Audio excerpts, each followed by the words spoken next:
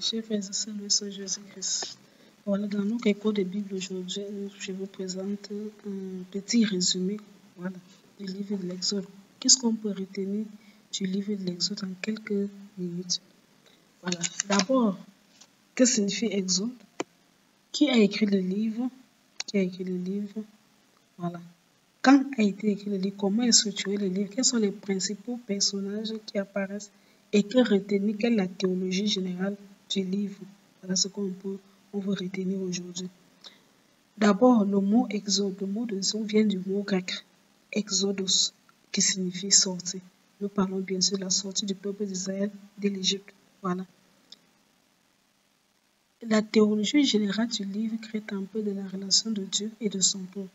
Dans le livre de la Genèse, nous avons Dieu qui est plus en relation avec les personnes, donc les individus. Par exemple, qu'on appelle jamais le patriarche. Dieu est en relation avec, par exemple, Adam et Ève, Caïn et Abel. Par exemple, Noé et ses enfants, Sem, Cam et Japhet et Cam. Sem, Cam et Japhet, quoi. Sem, Cam et Japhet et leurs hommes. On voit Dieu qui est en relation avec Abraham, qui est choisi Abraham, puis Isaac, Jacob, puis Joseph. Voilà. Donc, c'est un peu une histoire beaucoup plus avec les gens. Avec Lot, par exemple, il y a aussi Lot et l'histoire de Sodome et Gomorrhe. C'est une histoire avec des personnes. Mais dans le livre de l'Exode, commence l'histoire de Dieu avec un peuple. Dieu même présentera le peuple d'Israël comme son fils premier-né. Voilà, c'est l'histoire de Dieu avec son peuple. Alors, quelle est la théologie générale du livre qu'on peut retenir? La théologie générale du livre nous parle donc de l'histoire d'un Dieu qui se souvient de son alliance. Nous avons face à un peuple qui crie sa souffrance. Il ne crie même pas à Dieu, mais Dieu du haut du ciel entend les pleurs. Il se rappelle de l'alliance qu'il avait faite avec Abraham, avec Isaac, avec Jacob, leur promettant la terre promise. Dieu se révèle donc comme le Dieu sauveur, le Dieu qui sauve, le Dieu qui libère l'opprimé de l'oppresseur. C'est lui qui prend son initiative d'aller sauver l'opprimé. Il va choisir un homme pour aller le sauver, à la personne de Moïse. Et c'est toujours lui qui va donner, après avoir sauvé ce peuple, va donner ce qu'on appelle le code de l'alliance. Il va lui faire connaître sa volonté. C'est toujours ce Dieu qui lui-même donne le nom. Parce que les autres faux dieux qu'on voyait chez les hommes qui donnaient le nom à Dieu. Mais cette fois-ci, c'est Dieu qui se présente, lui donne son nom. Je suis au mont, là où, dans le puissant Adam qui se présente lui-même. Alors, qui a écrit le livre de l'Exode? Le livre de l'Exode a été écrit. Nous avons en partie un texte sacerdotal, donc les prêtres juifs. Voilà, les prêtres juifs. Nous avons aussi des textes non sacerdotaux. Le livre a été écrit pendant l'exil à Babylone et après l'exil, le retour de l'exil, donc longtemps après le moment des événements. Parce qu'on ne parle des événements de la sortie d'Égypte. Mais le livre sera écrit, on dit pendant l'exil, c'est-à-dire que David était déjà mort, Salomon était mort, Roboam, tous les grands rois qu'on connaît jusqu'à Sédécias, jusqu'à ce seront déportés. Pourquoi cela? Parce que la tradition juive a d'abord été orale, longtemps orale. Et les Juifs à l'époque ne connaissaient même pas écrire. C'est quand ils vont s'installer à la terre promise. On va voir le temps de David qui écrit des leçons et qui était un musicien. On voit aussi Salomon qui écrit les cantiques, avec les scribes, à l'aide des scribes aussi. Ils ont appris à écrire à travers les contacts avec d'autres peuples. Voilà. Maintenant, quand ils seront, mais à l'époque, ils ne pensaient pas encore à écrire la Bible. C'est quand ils seront en déportation, vu que les gens perdaient leur foi. Les prêtres vont donc commencer à dire que non, on dit souvent que les paroles s'envolent, les écrits restent. Il faut mettre que les textes qu'ils connaissent là oralement, que ce soit écrit pour les générations futures. Parce que beaucoup sont morts en exil. Beaucoup sont morts. Donc, on doit commencer à venir écrire. Donc, ces textes-là, on a commencé l'écriture pendant l'exil et ça s'est continué après l'exil. Voilà. Nous avons des textes sacerdotaux, par exemple, ce qui parle de la généalogie. On couvre certaines généalogies. Dans le chapitre 1, on couvre par exemple le rappel de l'alliance. Ça, ce sont les prêtres. On couvre par exemple la vocation de Moïse. Ce sont les prêtres qui lui racontent comment ça s'est passé. On couvre par exemple l'institution de la Pâque juive. Au chapitre 12, comment ça s'est passé. Ce sont les prêtres. Par exemple, le passage à la mer Rouge, chapitre 13-14, comment ça s'est passé. C'est toujours les prêtres. Tradition sacerdotale. l'épisode du mont Sinaï où Dieu donne l'alliance et concours, c'est toujours les prêts. Mais nous avons aussi une partie qui n'est pas sacerdotale, par exemple, le texte non sacerdotal. Dans le livre de l'Exode, par exemple, le décalogue, Dieu qui donne les 10 commandements, ça, c'est pas les prêts. Le code de l'alliance, chapitre 20 jusqu'au 28 et 23. Nous avons pour le culte non, qui n'est pas encore sacralisé. L'insistance sur la protection des catégories sociales faibles, c'est-à-dire les immigrés, les orphelins, les veuves, les étrangers, tout ça. Et puis l'épisode du veau d'or, le peuple qui va rompre l'alliance avec le veau d'or. Ça, c'est les textes non sacerdotaux, ne sont pas les prêts. Voilà. Le livre ne peut structuré en trois grandes parties qu'on peut appeler les épisodes, parce que le livre se passe sur 3 terrains. On a divisé comme ça en 3 grandes parties. Dans la première partie, la scène se passe du côté de l'Égypte. Bon, le peuple d'Israël est encore en Égypte. Dans la deuxième partie, le peuple d'Israël est en marche au désert. Et la dernière scène se passe au pied du mont Sinaï. Alors, s'il fallait peut-être sélectionner, si c'était un film qu'on voulait tourner avec le livre de l'Exode, les personnages seront d'abord les héros, c'est Moïse, Moshe, comme on l'appelle chez les Juifs, Moshe. Moshe, qui signifie sauver les eaux, Moïse. On aura, par exemple, son frère Aaron, on aura sa sœur Myriam, on aura la mère de Moïse, on aura Ramsès II, le pharaon d'Égypte, le 19e de la dynastie, Ramsès II. On aura la fille du pharaon, on aura Jécro, le prêtre Jécro, qui est prêtre de Madian, qui deviendra le beau-père de Moïse. On aura Sipora, la femme de Moïse. On aura bien sûr des personnages secondaires qui ne sont pas très importants. On aura par exemple, après Ramsès, il y aura un autre pharaon qui va succéder à Ramsès II. On aura par exemple les sages-femmes, ça c'est personnage vraiment secondaire, les sœurs de Sipora, voilà. On aura Kozam Koré, ça c'est le personnage vraiment secondaire. Première scène, nous sommes en Égypte, le peuple en Égypte. Qu'est-ce qui se passe en Égypte? C'est que nous avons d'abord, Joseph est mort. Joseph était le fils de Jacob, le fils aîné de Rachel, la femme bien-aimée. Ses frères étaient jaloux de lui parce que c'était le fils bien-aimé de son père, parce que c'est le premier fils que Rachel lui a donné. Ils l'ont vendu. Ils ont d'abord voulu le tuer, puis ils l'ont vendu comme esclave. Il part en Égypte. Il deviendra le premier ministre en Égypte. Et quand il deviendra premier ministre, il va y avoir une famille dans le pays où se couvre sur leur père. Ils vont donc émigrer pour venir chercher de quoi manger en Égypte. Ils découvrent que leur frère vivant, qu'il est devenu premier ministre. Leur frère va se révéler, arrive, va demander d'aller chercher leur père. Ils vivront dans ce salaire en Égypte. Jacob meurt, Joseph meurt, avec tous ses frères, avec les gens de cette génération. Un autre pharaon arrive, du nom de Ramsès II. Il est pharaon de la 19e dynastie. Donc, pharaon de la 19e dynastie. Ramsès II n'a pas connu Joseph. Il entend seulement parler de Joseph, mais il n'a pas connu même Joseph. Il ne sait pas ce que Joseph a fait. Il voit seulement un peuple qui se multiplie, qui est nombreux, qui est prospère. Jaloux, il décide de commencer à opprimer le peuple, le réduire à l'esclavage. Le peuple crie. Et puis, il demande donc pour tuer le peuple, il ordonne aux sages femmes qui vont leur faire accoucher les femmes. Si vous allez chez les Hébreux et que la femme accouche un garçon, vous le tuez l'enfant mal. Si c'est une fille, vous la laissez vivre. Mais on aura 2 sages femmes, grâce à laquelle Moïse va suivre, ça fait des chiffres et de poids. Elles vont dire qu'elles ne vont pas obéir à l'ordre du pharaon, que ce n'est pas bien. Donc, quand elles vont accoucher, elles accouchent, même si c'est un garçon, ne tue pas. Et elles ont vu Moïse naître un beau garçon, on n'a pas tué. Elles ne tuaient pas. Quand on leur demandait pourquoi vous voyez les bébés, les garçons naître, quand nous on arrive, les femmes ont déjà accouché. Alors que c'est qu'elles ne tuaient pas. Du moins, la mère de Moïse va vouloir, parce que le pharaon va donc décider que comme les femmes ne tuent donc pas. N'importe quel Égyptien peut tuer un bébé garçon. La mère de Moïse va la cacher dans.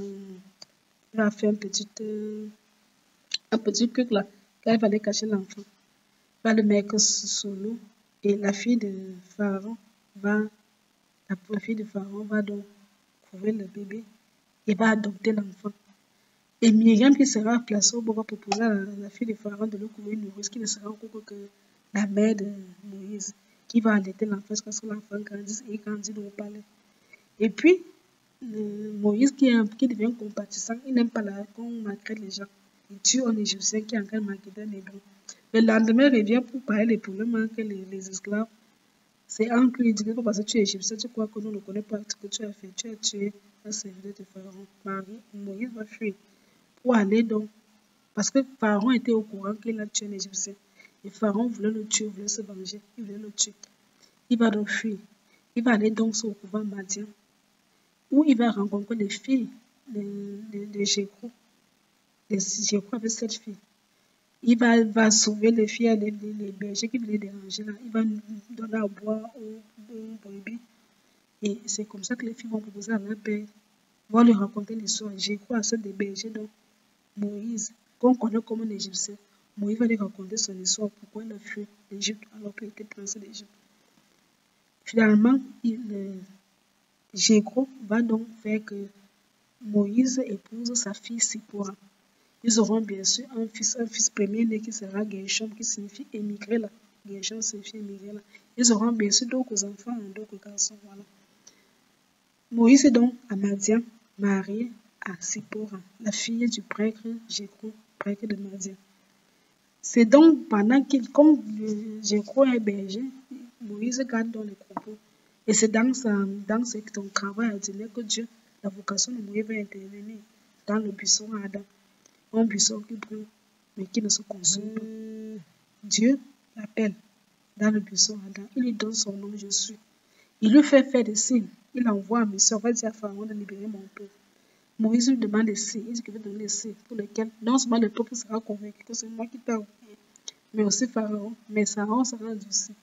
Il y a le bâton qui se transforme en serpent. Il y a la main qu'il met dans Satan. Il ressort l'épreuve. Quand il remet dedans, la main est purifiée. Il y a l'eau qui se change en sang. Il dit que va. Moïse proteste encore qu'il est bête. Il ne connaît pas parler. Il dit qu'il va te joindre à Aaron. Dieu fait venir Aaron pour venir rencontrer Moïse au désert. Moïse rentre, il dit au revoir à son beau-père qui doit rentrer parce que Dieu l'a envoyé en mission et délivrer son peuple. Ce que Jépo accepte, Moïse quitte avec sa femme et ses enfants et rentre donc en Égypte.